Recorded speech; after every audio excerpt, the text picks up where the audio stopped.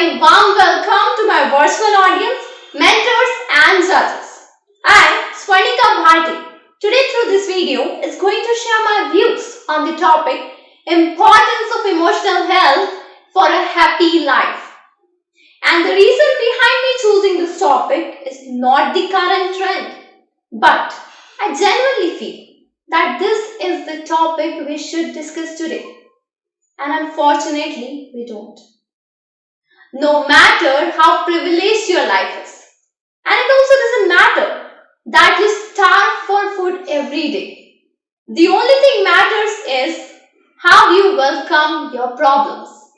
And if you welcome them with a smile on your face, trust me, you can even swim the Pacific Ocean full of problems.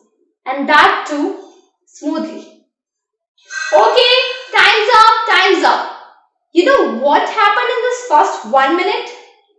One person in this world, most probably a teenager or a student, committed suicide. This world witnessed 8 lakh suicides every year. More precisely, one suicide every 40 seconds. And still, we don't pay attention to mental health. Kudos to us.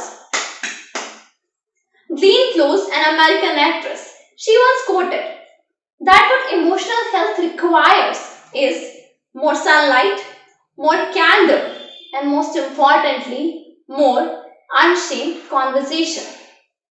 So what are you waiting for? Go ahead. Discuss your problem with your parents, friends, siblings, cousins, or whoever you are comfortable with.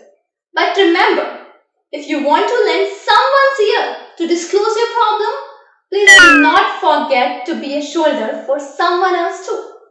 At last, breathe in. Today may be a bad day, but this is not a bad life. Don't regret over the past, it is gone. Don't stress for the future, it is not yet arrived. Just live in present and make it beautiful. Thank you so much.